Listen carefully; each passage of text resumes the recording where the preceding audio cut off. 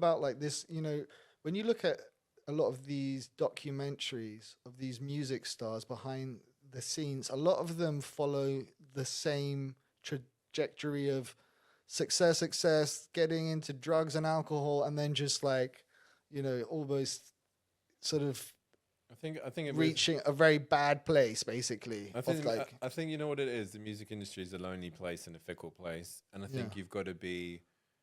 You can get caught up in the glitz and the glamour, right? Or you can see it as a business.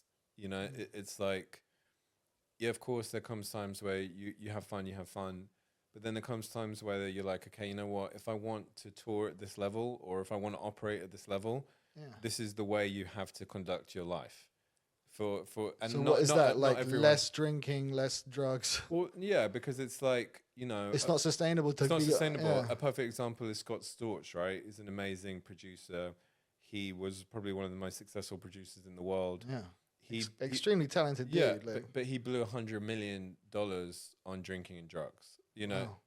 And it's like, but he's done every hit song you can think of, but by his own admissions, and he said this on countless things. I've even spent time with him in Miami, and it's like that's an example of someone where it's like you get to a level and you start to think, I've got to be in this lifestyle. I've got to be in this lifestyle, Yeah. and you're chasing. Once you've made a bit of money, you hang out with people that have more money than you. So it's like, then you've got to try and keep up with Try their and lifestyle, floss equally. and then Yeah. it's like you're constantly chasing as opposed to being happy within. And I think, a perfect example is like some of the biggest touring acts, biggest DJs in the world, don't drink because it's Yeah. like, you know what, if they're like doing shows every single day, if they're Yeah. getting drunk or Every single time they're out in that environment, because everyone else is drinking, right? yeah, Or doing whatever they're doing, doing yeah. doing other stuff in that environment. So if they're the sort of party maker, effectively as the DJ, and they get sucked into that, But yeah, it's not sustainable. yeah, it's not sustainable, right? And if you're performing at a certain level, you're not going to be able to do that for your own health. Yeah. So it's So like, do you encourage that amongst your artists? well, I that, think it's try yeah, and 100% because it's a business. Sort of say yeah, to them, ultimately, I'm not here to be your parent. You've got to make your own life choices, but ultimately, you have to take this seriously yeah. and see this as a business.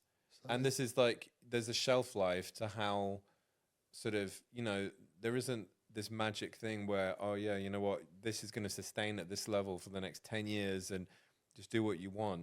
yeah. Ultimately, how you are or the shows you put on will determine how long your career is going to be. If you kind of put on great shows, you look after yourself, you're not messy, you don't do craziness online, then Yeah. then you can keep building and building and building. But if you're suddenly like getting messy and drunk and this and that and like falling Offending on people. stage or offending Yeah. people, then Or people messing your mix up, yeah, or or missing your peop- peop- lyrics. Or people are gonna turn left from you, aren't they? Because it's yeah. gonna be like, well, this person's a car crash, Yeah.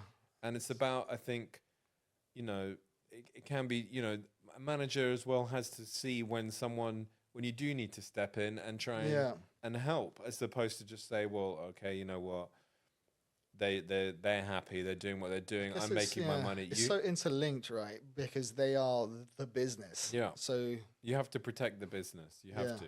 Like, you have to, if you think something's derailing, you have to protect the business and you have to think, okay, you know what? They need to stop doing shows right now. They need help. They need to get better.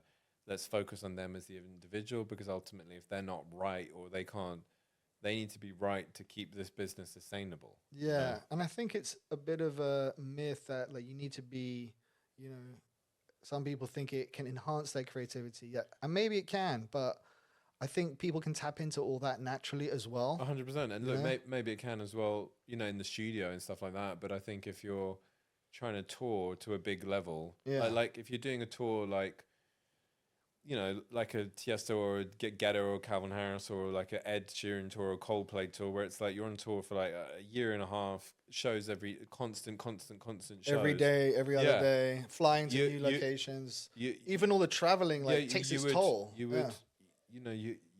you would, you'd probably die if you were kind And of they like, do, right? yeah, A lot, some of them do die. No, but That's a that's sad, the sad reality. thing about Yeah. it. It's like these idols that get pushed and they just, end up facing oblivion eventually just from their own, behaviors and stuff. Yeah. So, But I think that's where a manager has to be more aware of like what's going on. Yeah. and kind of And like, not encourage it as well. 'Cause or not I'm sure there's ignore, even some managers that are, like or not, themselves have their issues. or not ignore it, Yeah. because it's like, oh, we were doing so well, da da da da da. We turned a blind eye. I think you're culpable if you're doing that, because ultimately, yeah, times are great, we're all making money, blah blah blah. But then ultimately, you need to also Step in. be a good person, Yeah. Yeah. and kind of like be like, okay, well, you know what, like times might be great, but this person's clearly suffering Yeah. and needs help, Yeah. Yeah. It's true. And it seems to me, anyway, that the next generation is more conscious of all that. Like you see, drinking numbers are going down. Mm. I mean, I don't see it as totally inconceivable that drinking could go the way of smoking in terms of like everyone suddenly realizes this is bad for us.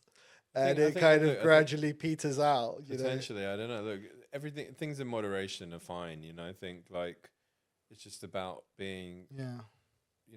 aware and like work within your limits, as it were. Yeah. I guess it's just because there's such a culture of alcohol being overlaid onto any social situation. Oh yeah, but know? when you're an artist, sorry, excuse me, you have something called a rider. So when you do a performance, Yeah. you can ask for anything you want on your rider.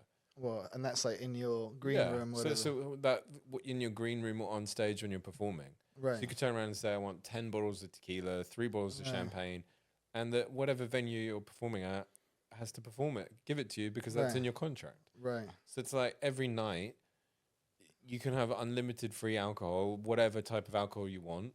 The bigger the artist you are, that you can ask for anything.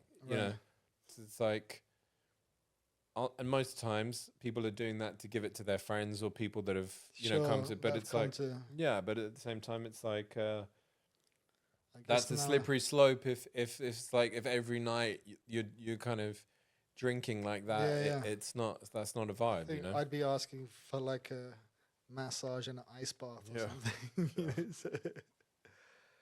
You okay? Yeah, my headphones were just hurting me a bit. Sorry. Okay. You okay? You want to break a bit, or you right for a bit? Maybe another like 5-10 minutes. Yeah. Okay. Need to feed her soon. Oh right. Yeah. Is Layla hungry? Yeah. Yeah. So, was there a single moment when you thought, "I've made it"?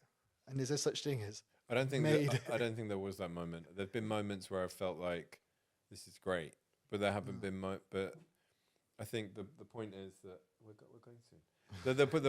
The point is, I think you constantly, if you kind of think, oh great, I've made it, then I think that's the minute you fall. Yeah. I think you need to be constantly striving, and I'm never satisfied. Like I remember, and this is perhaps something that I've looked at within myself. I remember we had a very big hit with an act some years ago, and we were in a house in Ibiza, and the song had just sold 1 million copies around the world, and everyone was celebrating and jumping in the pool, and they were like, "Why aren't you happy? Why aren't you celebrating?" I was like, "Because I'll celebrate when it sells 5 million." Oh. Because for me, 10 million. No, but for me it wasn't enough. Like I didn't think that was worth celebrating.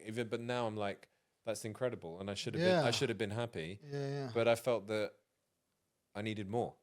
And which is a never-ending story, right? But that's what it means. At some point, you have to be content. And I think, I never have felt like I've made it. I feel like I'm constantly the underdog is how I feel, like constantly trying to prove myself. And then every now and then people are like, oh yeah, you know what? I describe myself as like a scrappy boxer who somehow just keeps coming back. Rocky. I keep kind of getting these title shots, or I'm just not going away. Right. And which is a huge thing, to be persistent, right? Yeah. And to have that determination, And I think that's what one of my attributes has been, in that like I've always been persistent. I've always felt that like nothing is like, and I've also kind of like shamelessly at times. Yeah, but I'm okay with that, because I'd rather like thick skin. I'd rather go and shoot for the stars and get like kicked down. Yeah. Than like think, oh, what if? Because it's like you never know. Like, I mentioned earlier there was a songwriter we have, similar. Like, I'd rather aim for the highest possible session and be told no than be like, oh, just accept like some mid-level thing. There's an Because, expression in like Brazil, like a no you already have. but right? 100%. You've already got no. But what? So But yeah, that's the perfect analogy. yeah, Yeah. Do you know what I mean? yeah. And anything else from that is great. So like, where do you see A-list in the next 5-10 years heading towards? I think, building rights in terms of record label, trying to build out, more artists, hopefully opening a business in Los Angeles, and Right. and yeah, hopefully becoming, How come Los Angeles? because that's kind of the hub of where things are. Music That still, right? everything is there. Yeah. So you're saying So Los Angeles is kind of the epicenter of my business and creativity and stuff like that. And I think, yeah, wanting to be able to have a hub where we can kind of offer people some kind of global service of being able to say, we operate in multiple markets is Sure. what interests me. I'm super interested in emerging markets, like us being more involved in India, us being more involved in, because Latin music has had such a thing, K-pop music Yeah. has had such a thing, but I think India is going to be the biggest market in the world in terms of, so many, there's a billion people or something in India, and so many of those people are going to start buying streaming yeah, as services they get and other wealthier things. as Yeah. well. I think they've got a growing middle class, and I think they have some of the most new millionaires per year in India. All the opportunities are going to be there, I Right. think, or a lot of opportunities. I And think. they're mainly English speaking as well. So Yeah, I think yeah. there's a lot of wins to be had there. Right. So do you see yourself opening up A-list No, management? I think it's just Mumbai. I think it's just like a lot of people focus on what's going on in the UK. I always focus on what's going on globally, as opposed to like, oh, what can our people be doing?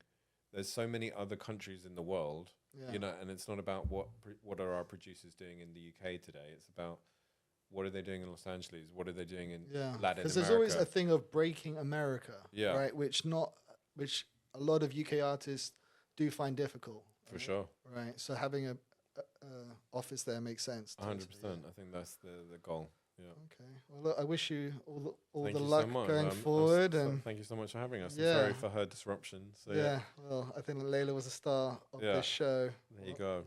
We'll have to do an Layla, outtake. it's your first podcast. How do you feel? I feel great.